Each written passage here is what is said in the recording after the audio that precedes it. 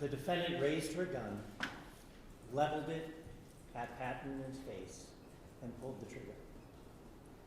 There are two reasons that Pat Newman is alive today. The first being that Ms. Fitzsimmons' gun, while it had a full magazine, it did not have a round in the chamber. The second reason is that Pat Newman, based on his years and decades of training and experience, reacted in a calm, professional way when he protected both himself and everyone else in that house. Pat Newman is 50 years old. He is married to his wife Angie for 25 years. He has a son, Jonathan, who goes to school locally, college. He grew up in New York State at first and moved to Massachusetts to North Andover when he was 4 years old. He moved here with his father, his mother, his older sister. He went through the North Andover public school systems and eventually went to St. John's Prep, where he graduated from. He eventually spent a bit of time in college, but his real goal was to join the military, which he did. He joined the Air Force and went to boot camp out west. He eventually joined the security forces of the Air Force, where he was trained to secure nuclear weapons. He did that pretty much his whole time while he was in the Air Force. It was specialized training, weapons training, stress shooting training, defensive tactics training. His first assignment was on the ground in a Humvee. Later on, he joined another squadron and patrolled in a helicopter. He was honorably discharged from the Air Force, and he came back to North Andover. There he worked security, armed security, at the Seabrook nuclear power plant. All the while, his goal being to become a police officer, which he eventually did in North Andover. He worked in the North Andover police for years. It was his hometown police force. He joined the SWAT team, which is a specialized unit that deals with emergent violent situations, barricaded people, hostage situations, serving armed warrants and the like. It was during that time that they trained twice a month and 40 hours in a separate block a year. He did that for years at North Andover. He eventually transferred to the Lawrence Police Department. And he did that because he wanted to have a busier atmosphere. Lawrence is a lot busier than North Andover. He worked there for a number of years.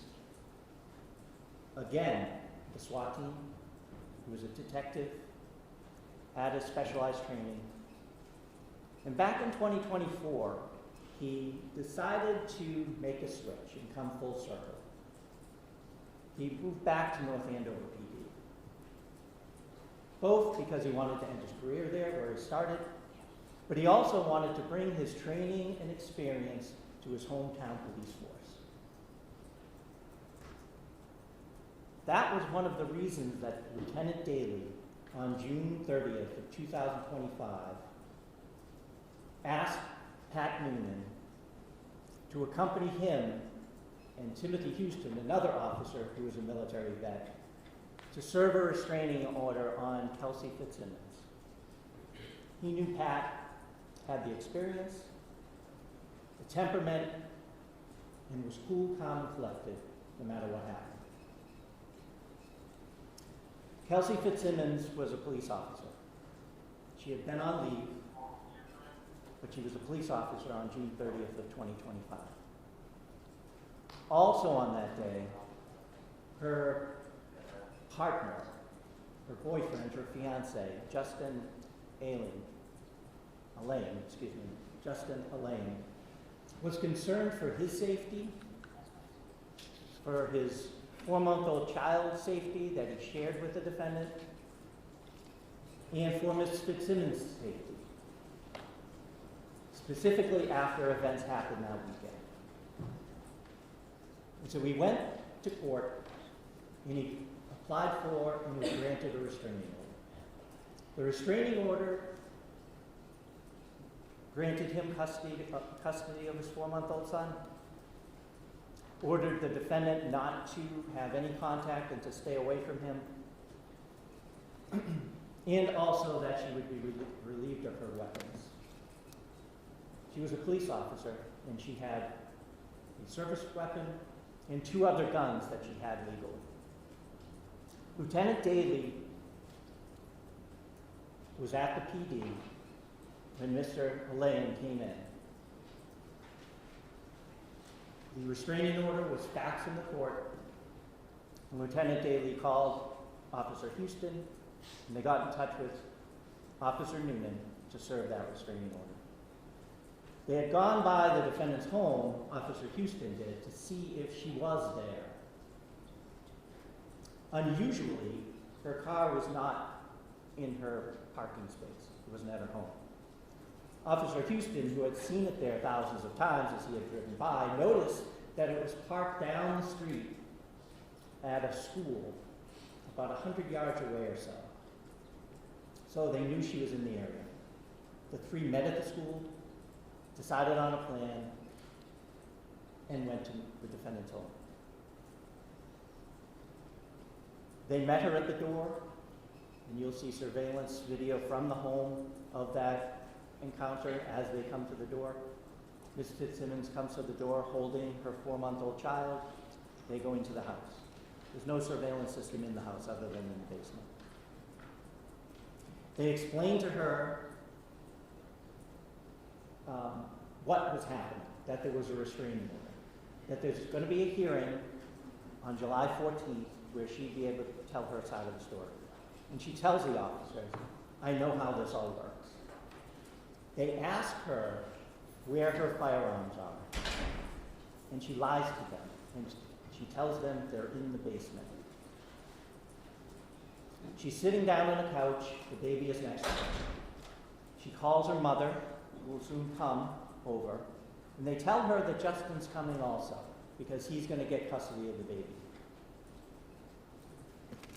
Officer Houston, who is also in the living room, sees a gun case on the sofa, and he opens it. Ms. Fitzsimmons lies to him again. I told you the guns are in the basement. The defendant's mother comes, takes custody of the child while they're waiting for Justin. The police have called Mr. Elaine at the PD, so he's coming over with his sister, Courtney. The officers allow the defendant to walk around the house gathering baby stuff, equipment, clothing, and things like that, so the child will have what it needs when it's taken by Mr. Elaine. They follow her around to make sure that she is safe, that they are safe, that everybody in the house is safe. They go upstairs, they come downstairs. They go upstairs again, and you'll see photos of this, Your Honor. It's a staircase. At the top of the staircase is a landing where there's shelving and some of her police gear. If you look to the left is the baby room. If you look to the right, it's the bedroom. There's no door on the bedroom. So she goes in the baby's room and she's gathering things, and she's handing it to the officers who aren't going to take possession of it. They put it down. They're following the protocol. They're trying to keep everyone safe. At some point, she's in the bedroom, and Mr. Elaine comes in the house, and she hears him. Now it's Officer Newman and Officer Houston in the bedroom with the defendant. She tells Officer Houston, I don't want him here. I don't want to see him. Don't let him near me. Because she's upset with Mr. Elaine. Officer Houston goes downstairs to make sure that doesn't happen. Mr. Elaine, who had left the house with some baby stuff, came back and asked the officers for permission just to go down to the basement because he wanted a suitcase and he wanted some of the other baby stuff because he was taking the baby home who was in Stone, Massachusetts. So he did this. He was down in the basement. Lieutenant Daly's down on the first floor. Officer Houston is at the top of the stairs of the basement. And the defendant's mother is downstairs also. The baby is already gone because Courtney, Mr. Elaine's sister, had come with them, taken the baby, and left the house. Officer Newman is standing on the landing watching the defendant in the bedroom. She's on her knees. She's gathering things. He notices at some point that her demeanor changes. She gets upset. At that point, she lunges to her right, forward and to her right. And he can't see what she grabs, but she grabs a firearm. Turns out to be her service weapon. She comes back. She raises it. Before Officer Newman can do anything, she pulls the trigger as it's leveled at his face, and it goes click. I'm sorry. It goes click, excuse me. It does not fire. Officer Newman takes out his gun, is yelling at her at this point. Kelsey, don't do it. Drop it. Kelsey, don't do it. She is stepping backwards now. The gun hadn't fired, and so she was doing what the officers will describe to you as a tack rack. She has the gun in her hand. She bangs the magazine and attempts to rack it. She's unsuccessful the first time. Officer Newman is still telling her, pleading with her, trying to de-escalate it. Kelsey, don't do it. She does it again, racks around. As she's picking up the gun, raising the gun, Officer Newman fires. He fires twice. She is now moving. He misses and then strikes her. She immediately goes down. Lieutenant Daly runs up. Officer Houston runs up. And they treat her. They call for an ambulance in the fire department, and she's eventually taken to the hospital. The gun that she used on Officer Newman was underneath her. Lieutenant Daly grabs it, puts it on the bed. Officer Newman, still focused on procedure and what to do, picks it up and moves it farther away from her so it's not a threat. That is eventually collected by Officer Poor, who shows up later. The credible evidence in this case, the only credible evidence in this case, I would suggest to you, Your Honor, will be that Kelsey Fitzsimmons raised the gun and pointed it at Officer Newman. She pulled the trigger when she did this. The credible evidence in this case, Your Honor, will prove beyond a reasonable doubt that the defendant is guilty. Thank you. Mr. Brand, would you like to make an opening statement at this time? I would, Your Honor. Thank you. And feel free to stay there, or you can go to the podium, whatever, Sure. whatever you're more comfortable with. Thank you, Your Honor.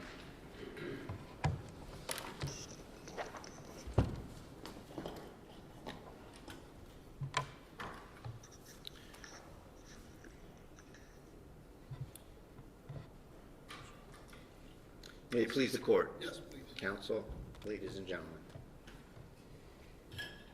Kelsey, no. Kelsey, no.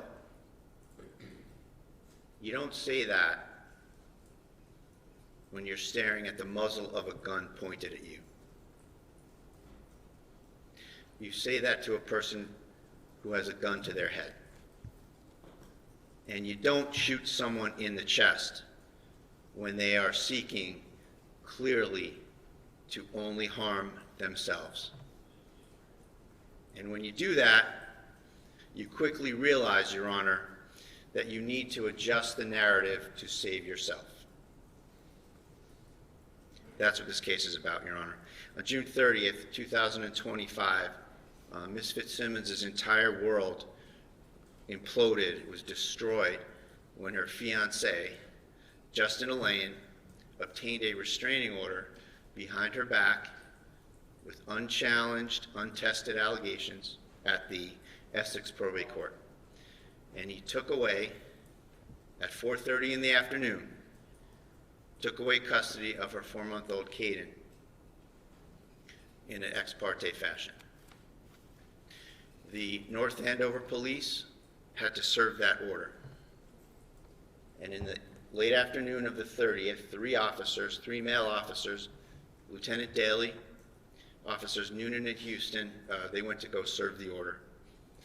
Their job was to take away the baby from Kelsey, a new mother with a 4-month-old named Caden, take her firearms, and give the baby to Mr. Elaine. And that day, Your Honor, Kelsey stood in her house in humiliation in front of her police colleagues and friends.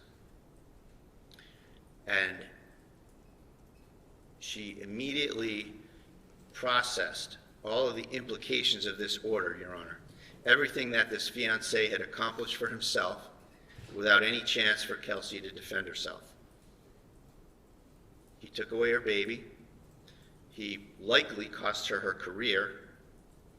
He publicly betrayed her as her fiancé. He walked away from their impending marriage. She realized she couldn't any longer afford her house alone, so that was going as well. Her gun rights are stripped, and again, the humiliation that she's being served by people who she is friends and colleagues with from the North Andover Police Department. At that point, Your Honor, as she had this evolving set of revelations about how her life was in complete destruction, she made a decision for herself. And it's a decision that takes your breath away. It's a young mother who just minutes before they got there thought she had everything going for her, going back to work. She's on the schedule for July 3rd to go back to work. She decides to end her life with her firearm in her bedroom. She knows her firearm is in her bedroom, and she tells the police something else. She tells them the guns are in the basement because she doesn't want to involve them. The idea of harming them, the evidence will show, is ludicrous. The evidence will show that she's trying to get them away from her, Your Honor. She tells them the guns are completely in another location in the home. She's told that she needs to pack a bag for the person that's taking her baby away. So she has to walk around the house, pack a bag for Caden.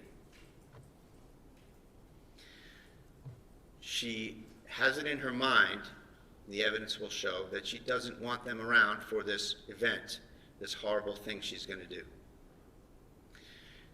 She goes upstairs to pack the bag, Your Honor. Officers Houston and Newman accompany her upstairs. She keeps, several times, she gives them items to have them go back downstairs with. She hands them baby seats and clothes and books and thereabouts and says, take these downstairs, please. You'll see that evidence, and as a fact finder, you will see that that's evidence of her state of mind, that she has no desire to harm any of her colleagues and friends. She's got no motive, she's got no reason to, and her actions are completely inconsistent with that. She's trying to get rid of them so she can have a minute in her room, not to do things that every young mother might want to do, but to get her gun and kill herself because her life's over in her mind.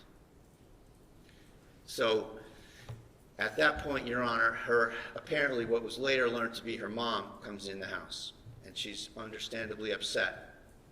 She's saying, how can you take away a baby from their mother? That's when Houston goes downstairs. So part one is accomplished, that Houston is downstairs. Houston's a friend. Houston was invited to her wedding. He goes downstairs. Newman is still upstairs on the landing. You'll see from all the visual evidence, Judge, it's a stairway that goes up the small landing. Kelsey's bedroom's on the right, the baby's room's on the left. It's a pretty simple layout.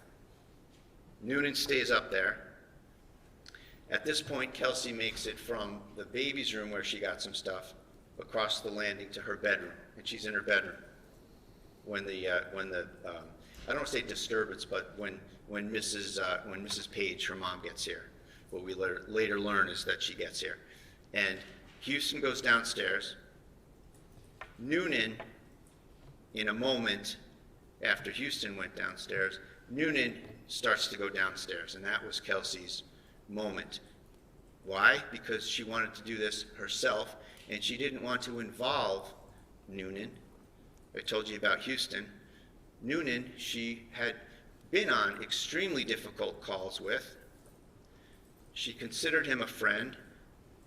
She knew he had a wife and a child. Zero motive, the evidence will show, for her to ever want to harm this gentleman. She's alone in the room.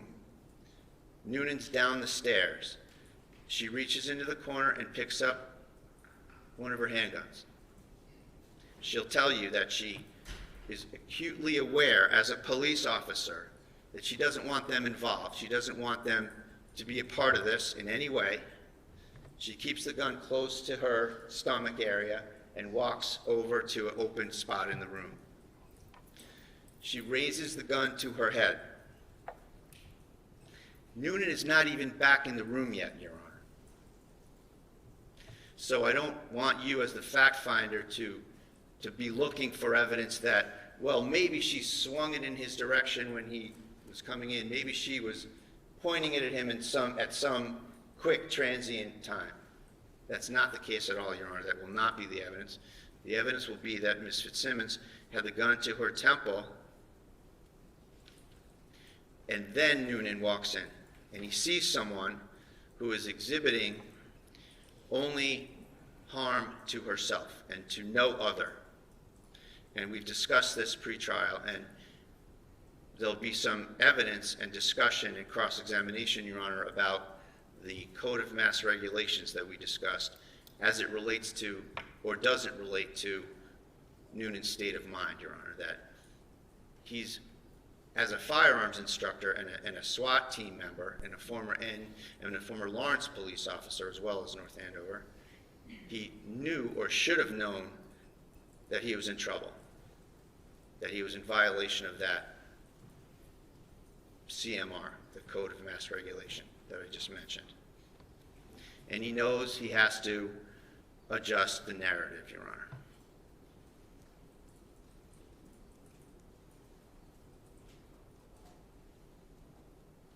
Getting back to the incident, Your Honor, Kelsey has the gun to her head. She's trying to steel herself.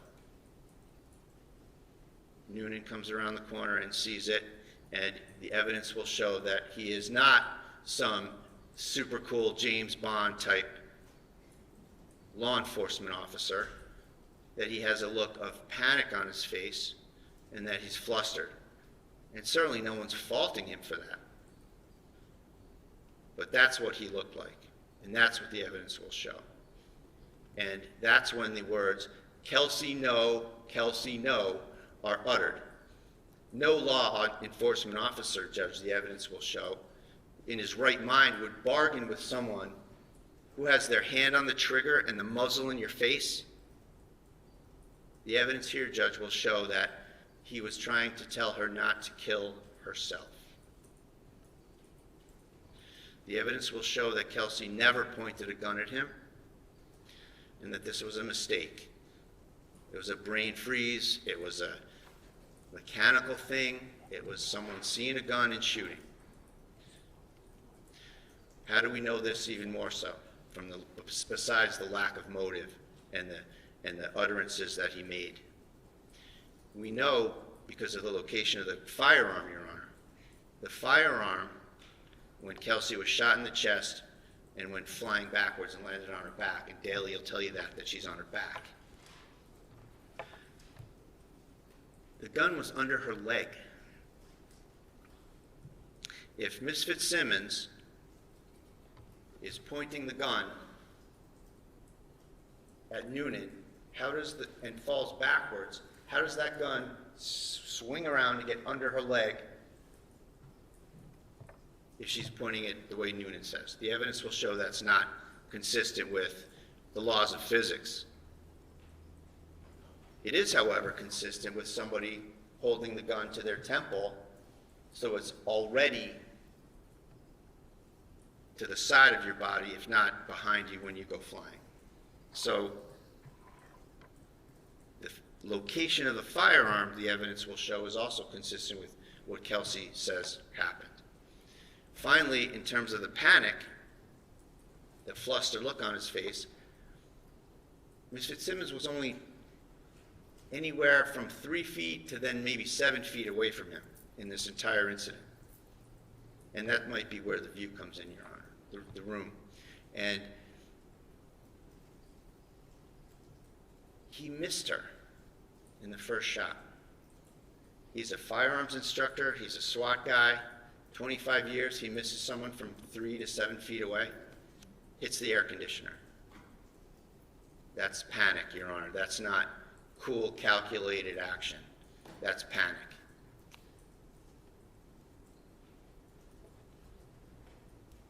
So Daly comes in. He goes over to Kelsey. He administers first aid. He rolls her to her side, sees the gun under her leg, behind her and under her. Your Honor is going to be the fact finder. You're going to consider all these things, the physical location of everything, the way things unfolded, the lack of a motive, what makes sense, what doesn't, what's doubtful. Anything that's doubtful is obviously not consistent with what the Commonwealth wants to have happen here. It's consistent with maintaining her presumption of innocence. Only 2 people were in that room. There were no body cameras. The police never interviewed Kelsey Fitzsimmons. They circled the wagons immediately, right at the scene. You'll see everybody treating Newman like he's the victim. They circled the wagons immediately around Newman. And everybody wants to defend Newman in this situation. And no one even took a minute to think about whether Kelsey may have a different take on things, may have something different to say. Why?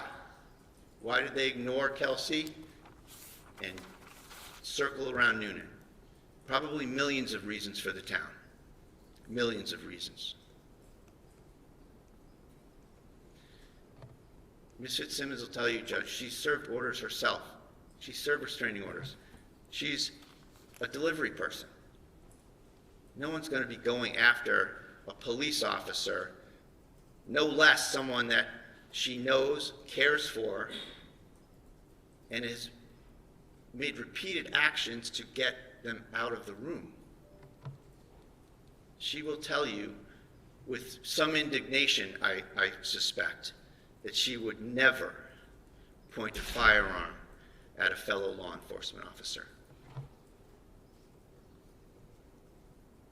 So for all these reasons, Judge, as the fact finder, I request, I ask you, and I trust you